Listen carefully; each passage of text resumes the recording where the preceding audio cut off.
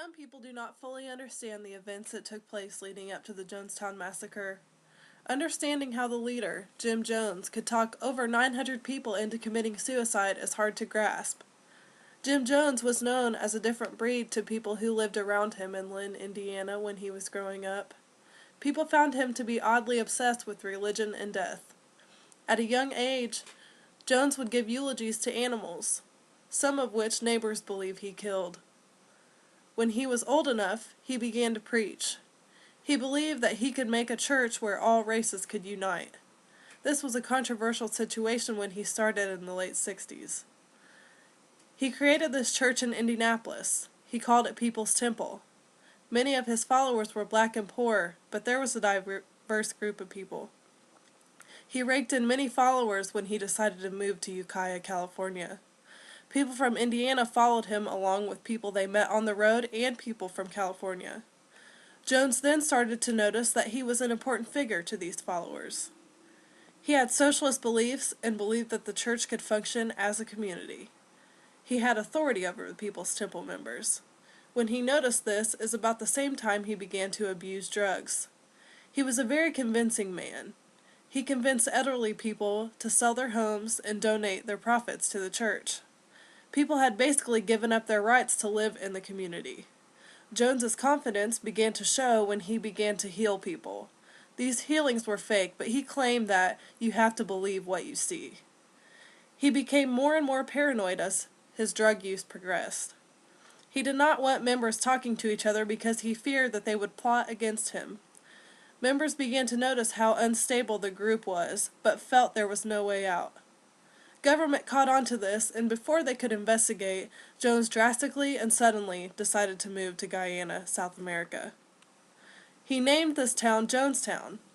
He referred to this as a place of refuge.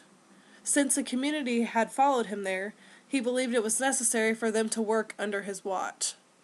In the 100-degree temperatures, Jones made everyone work up to 12 hours a day, including children.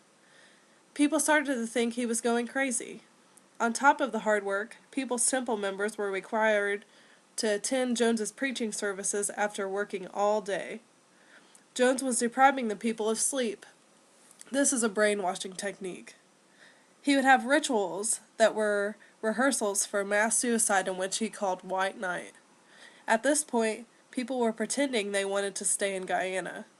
When California's government was still skeptical about how things were being run in Jonestown, Congressman Leo Ryan decided to fly down and investigate. Jones had a select group of members that were the most loyal to him plan out an assassination of Leo Ryan and his team members on November 18, 1978. He put on a show for them when they got there. They had a celebration and everyone was to act as though they were having a great time. Everything was going great until a child ratted out a man trying to pass Leo Ryan a note stating that he wanted out of Guyana. Everything changed afterwards. Outside of the party, Leo Ryan was shot, and he was walking towards his plane when his team members noticed the gunshot wound. The loyal members went out and shot the team, successfully killing most of them. After this happened, Jones announced a mandatory meeting in the stage area. Instead of practicing for another White Night, this was the real thing. Jones convinced the members that it was better for them to die together than to stay on Earth. They made a drink with arsenic in it for everyone to ingest. Families watched each other suffer a slow death after drinking the drink. Over 900 people died on November 18, 1978. Only few survived. Many people were affected by this tragedy. Jones convinced everyone through brainwashing that death was valuable. With the knowledge about the brainwashing techniques, everyone can save themselves if they can recognize the signs.